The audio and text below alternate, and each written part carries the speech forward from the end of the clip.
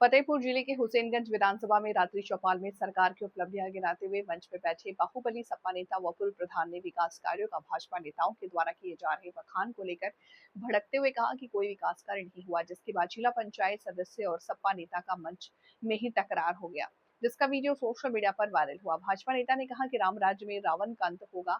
उन्होंने बाहुबली धर्मेंद्र प्रताप सिंह उर्फ बड़कू सिंह को रावण कहते हुए कहा कि जिस तरह से उनके द्वारा प्रधानी रहते हुए लोगों को शौचालय के पैसे को निकालकर खा गए।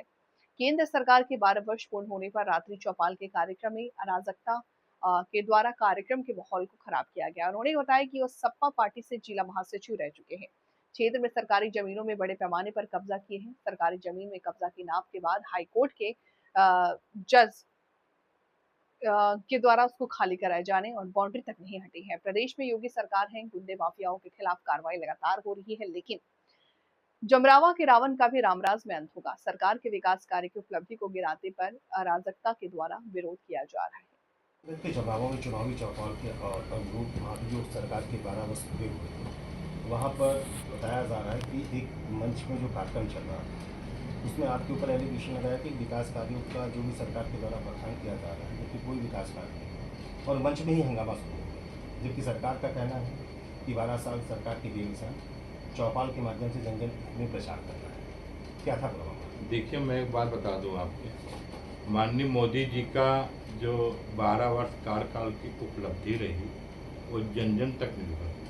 आप देख रहे हैं कि हमारा पूरा देश 2027 तक पूर्ण विकसित बढ़ने की ओर आगे बढ़ रहा है और इसी कार्यक्रम के अंतर्गत एक सरकारी कार्यक्रम का हम जमराव में लगा था, रात्रि चौपाल, और उसी कार्यक्रम में मैं गया था और वहाँ पर उस कार्यक्रम में हमको सरकार की उपलब्धि के साथ साथ भारतीय जनता पार्टी के जो पुस्तक लोगों देने थे वो हमने वहाँ पर दिए।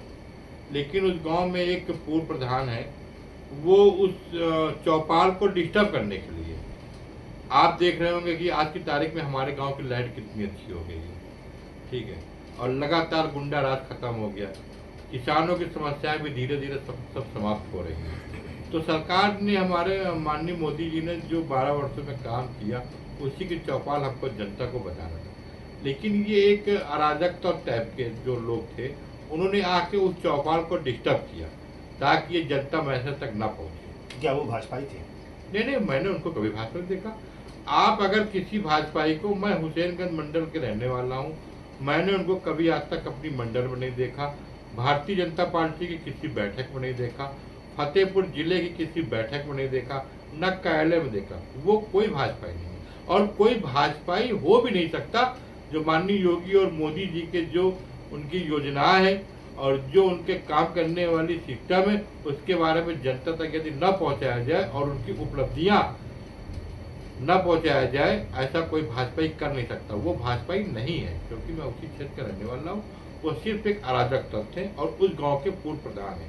क्या नाम है उनका और किस पार्टी में? वो एक धर्मेंद्र प्रताप सिंह जी हैं, जिला महासचिव रह चुके हैं, समाजवादी पार्टी के नेता है और वो पूरे गांव में सबको परेशान कर रखे। एक बात मैं और बता देना चाहता हूँ मीडिया के माध्यम से कि वो भाजपा के लोगों से मिलकर अपनी उल्लू सीधी कर रहे हैं।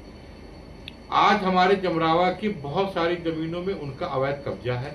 हाई कोर्ट का आदेश होने के बावजूद भी फतेहपुर में एक जज मौके पे जाके सीमांकन किया कि सारी जमीन खाली करा दी जाए और आज की तारीख में भी वो खाली जमीन नहीं किए।